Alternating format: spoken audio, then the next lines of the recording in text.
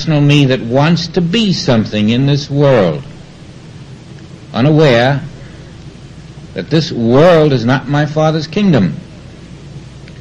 Why would I want to be something in this world that is not my Father's kingdom, when to be the very least in the kingdom would be greater than the greatest in this world? And so we have a turnabout here. We're not going through this wide gate if we want heaven. We've got to find a different route. Those people who heard Jesus speak these words knew all about that. In their highways in those days, you know, robbers were all over the place. And so all you wanted to do if you wanted to be robbed was to go down the wide highway wherever you were going. And if you didn't want to be robbed, you had to find another route, a narrow, constricted route, devious, turning, not the wide open highway. And it might take you very long to make the trip. And you might come out with a few scratches. It wasn't very comfortable. But you got there without being robbed. You took the straight and narrow gate. And here we're told, don't expect, but it is. The road of a disciple is not in the least comfortable. It isn't easy and plush. But there's no other way to the kingdom of heaven. Enter ye by the strait gate. For the wide gate leadeth to destruction.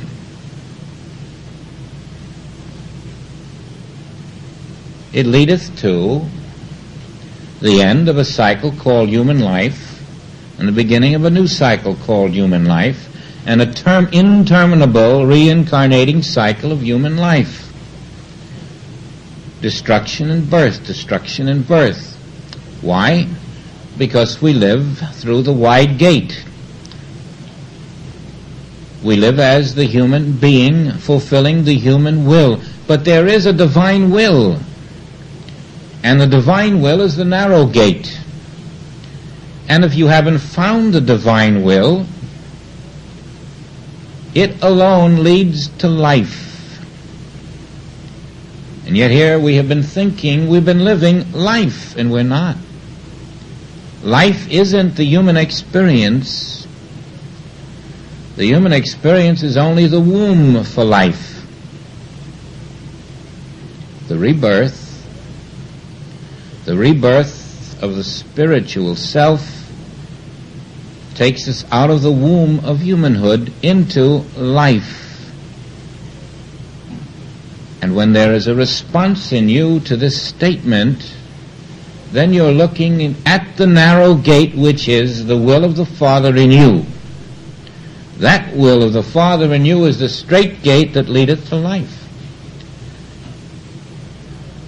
What is this narrow, this strait gate that leadeth to life? Has it got a name? It has.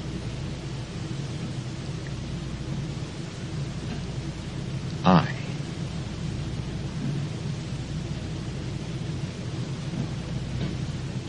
In I is the will of the Father, for I am the light.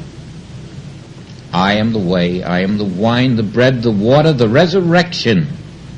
I in the midst of thee must be found, for I am the strait gate.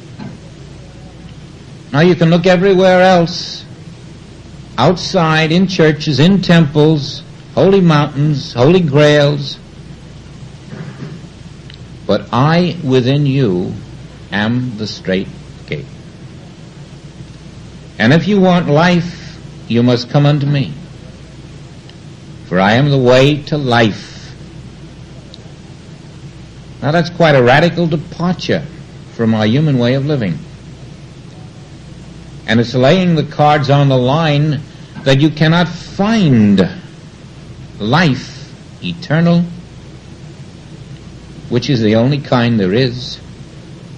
You cannot find it except through I. That I in you, which is the Father expressing, which is the Christ of your being, which is the soul of you, the spirit of you, the light of you, the self of you, the one I that is omnipresent every moment of your life. This is the I, and it has the will of the Father, and it must be your shepherd. All others are false prophets, false shepherds. And so now we're being narrowed down to the gate where the substance of God comes into expression as life. Beware of false prophets, which come to you in sheep's clothing, but inwardly they are ravening wolves. They had a lot of prophets in those days. The real good prophets were always stoned. The reason they were stoned is because they told the truth.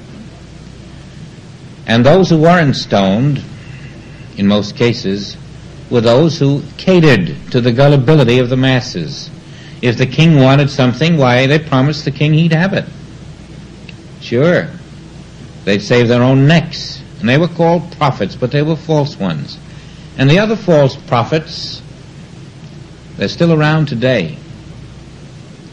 The false prophets are those who are teaching what is not the truth of God. Now the masses are receiving the word of the false prophets. For the word of the false prophet says, "Come to me and I'll show you where God is. Come to me and I'll pray to God for you."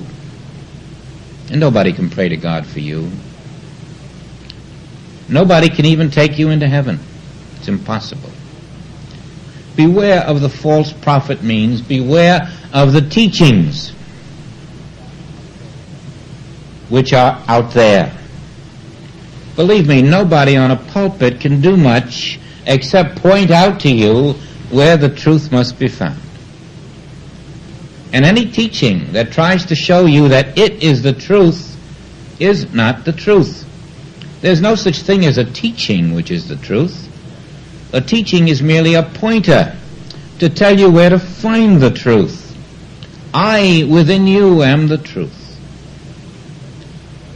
The way is so straight and narrow that even you can't find it until you are dedicated to seeking it and asking for it and knocking for it. And now it answers the question above. What shall ye ask for? What shall ye seek? What shall ye knock for? I, the will of the Father in you. How will you know these false prophets? By their fruits. Do men gather grapes of thorns, figs of thistles?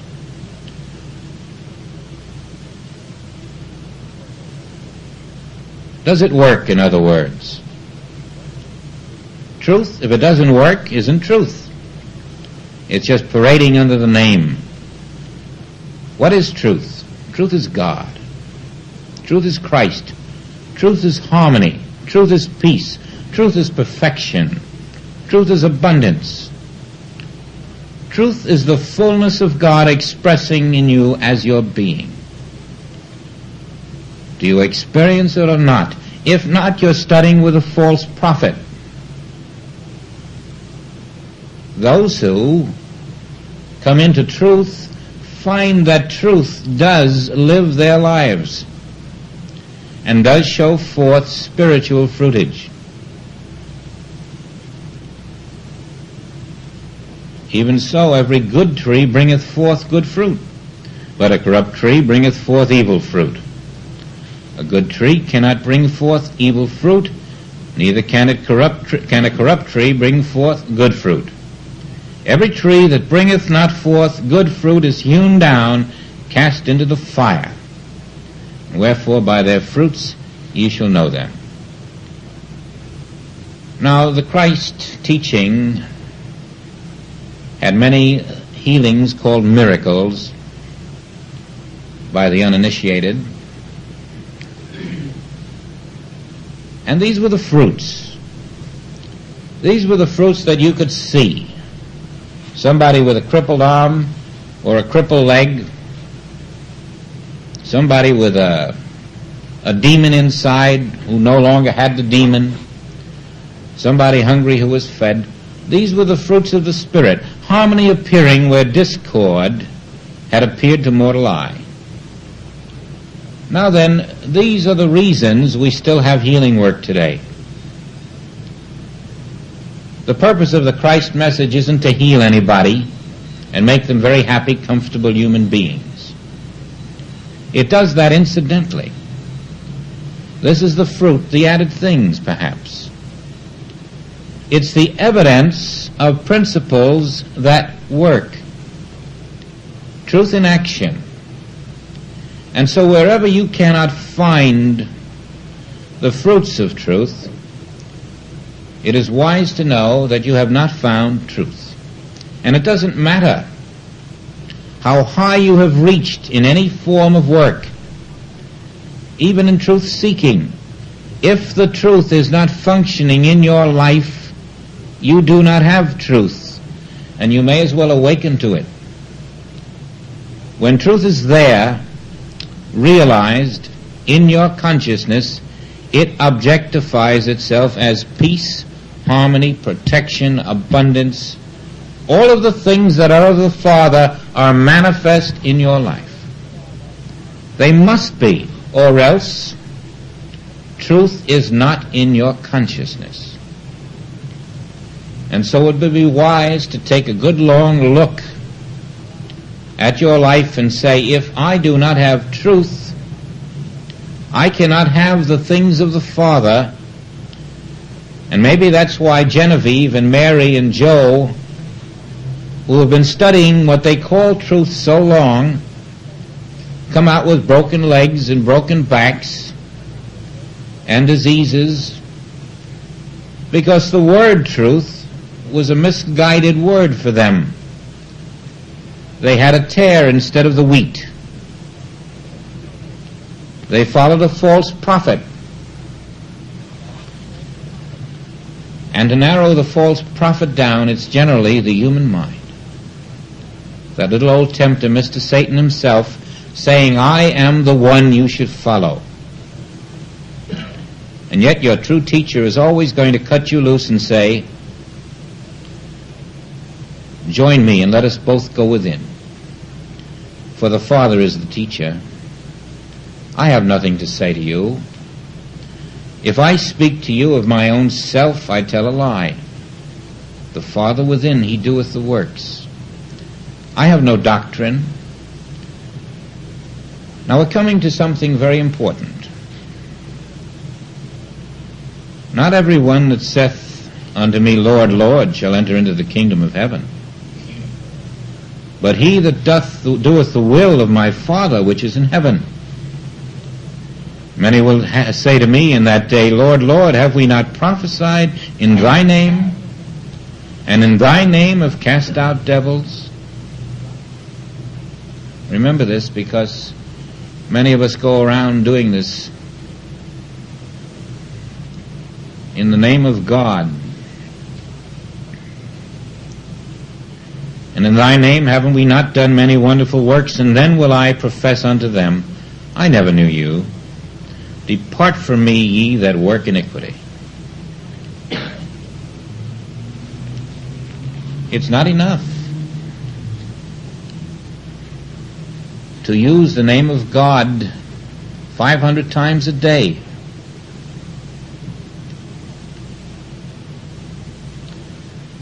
Just the association with the name or with the Bible is not enough. You're being told you can hold this Bible in front of you or in your living room on a great big pedestal so that everyone who comes in sees it and says, look, they have a family Bible, and you can have sessions in your house every morning and night with it. But it's not enough.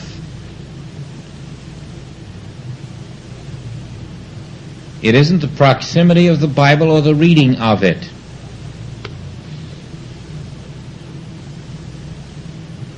It's doing the will of the Father which is in heaven. And you don't know the will of the Father which is in heaven.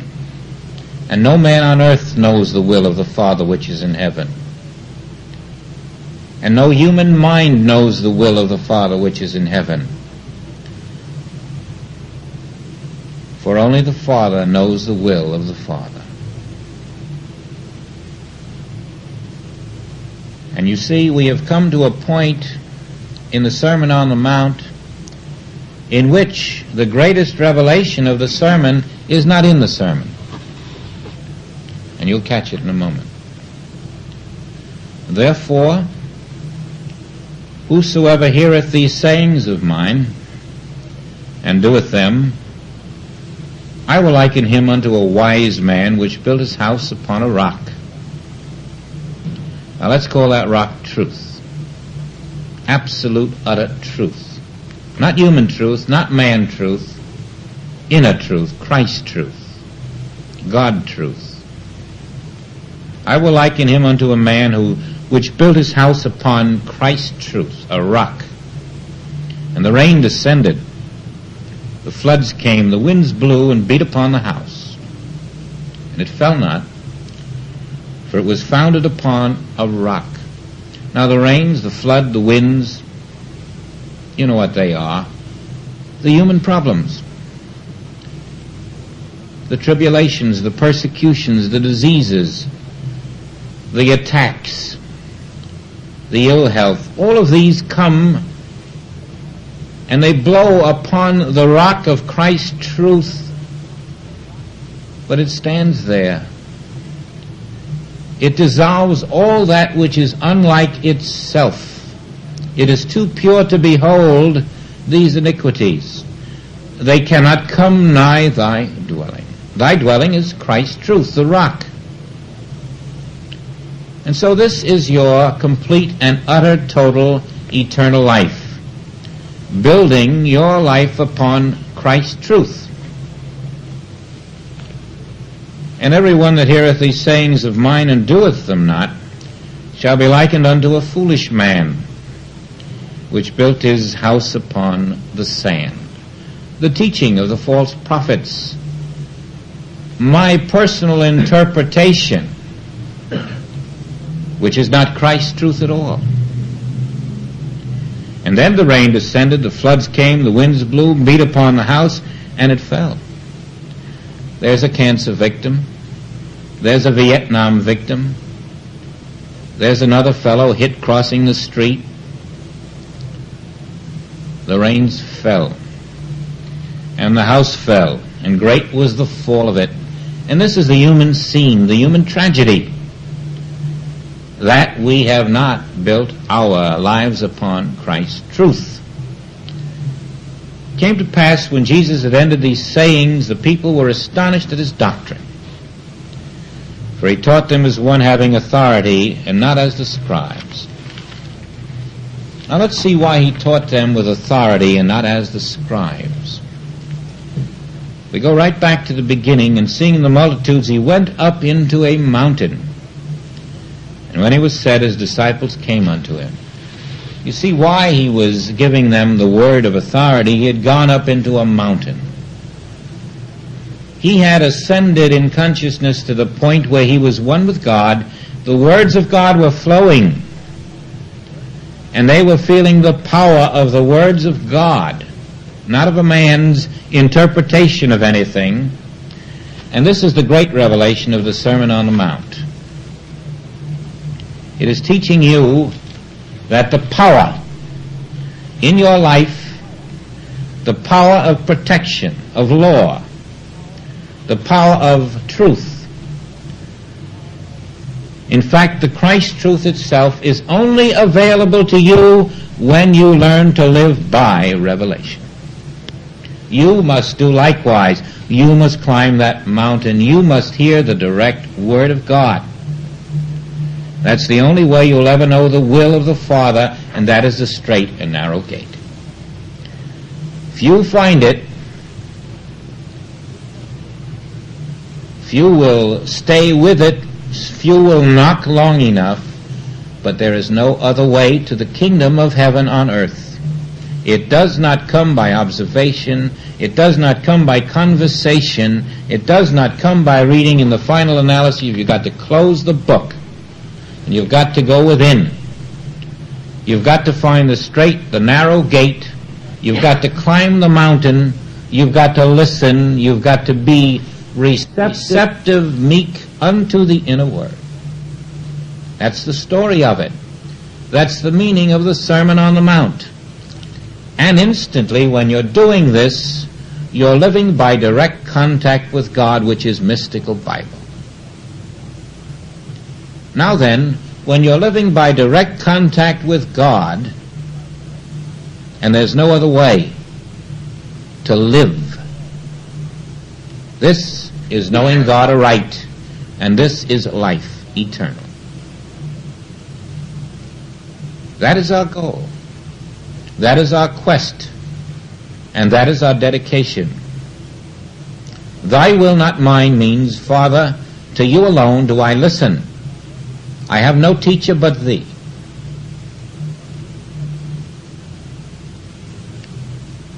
Isn't it clear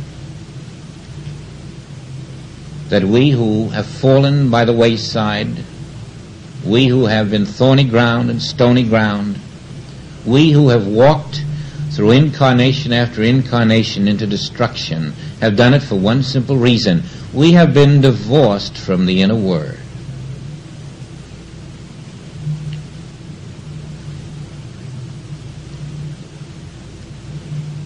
Now then, in the subsequent meetings of this class, we're going to try to build that ability to be receptive to the inner word. We're going to trace some of the great miracles which were performed by the adherents to the very principles of this Sermon on the Mount. We're going to show how Jesus not only preached them, but how by practicing them, he was able to show the fruits of the truth which he knew. We're going to try to practice these truths and show the fruits of them. And then very shortly, we're going to discuss the revelation of St. John in its entirety. And so this is the plan of this class for the next few weeks. Now then, meditation is the way to begin to live by inner revelation. Your straight gate, your narrow gate. And so, when you have found the ability to be still, to enter your closet, to take your 40 days in the wilderness, you will be following the sermon in its great revelation that the kingdom of heaven is on earth now. It's not in the hereafter. It is only separated from you by virtue of the fact that you have not opened up to inner revelation. Inner revelation says, I am the way to what? To the kingdom of heaven on earth. I am the resurrection to what? Into the kingdom of heaven on earth. I am the rebirth. I will take you to the Father's house. But you must be still. You must be listening. You must be meek. You must be obedient. You must be pure at heart.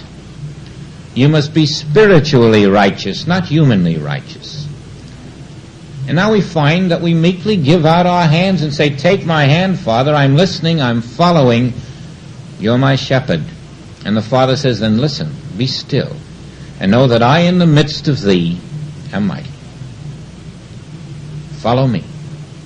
Come along, Matthew. Come along, Philip. Come along, everybody.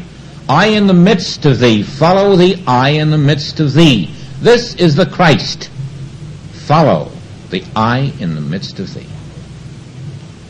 Whether your name be Matthew or Philip or Nathaniel. And I will give thee light. This is the straight and narrow way to life everlasting.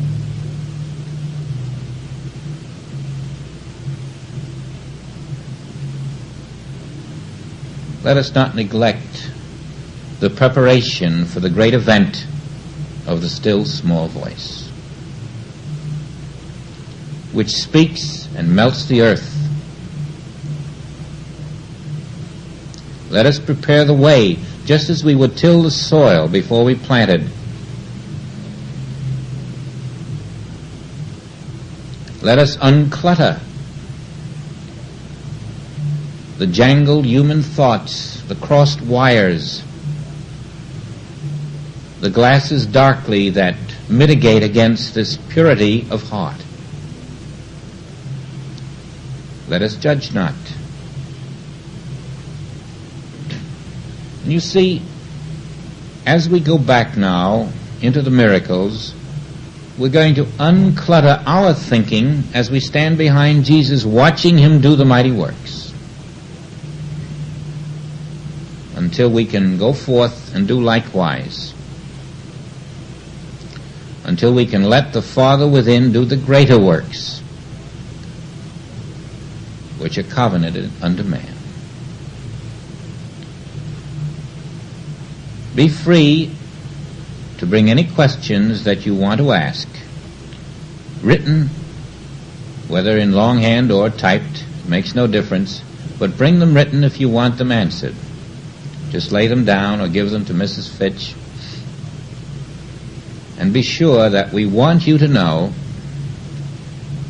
that we all have one united goal, and that is to all come into the receptivity to the inner word.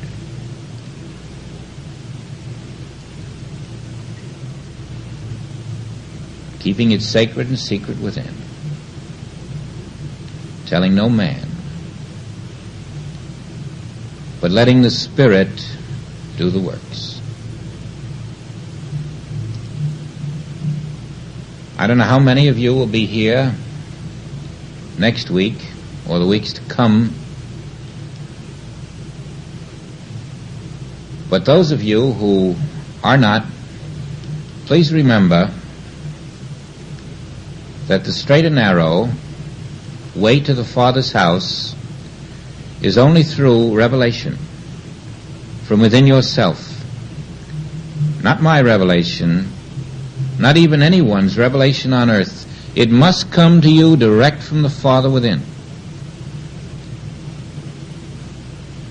And this will always be your answer to every form of outer discord. Let that be your goal, your pearl of great price, and when you receive it, sell all to keep that one great pearl. It is the miracle worker within every man, the living Savior. It is the Christ coming in every man on earth.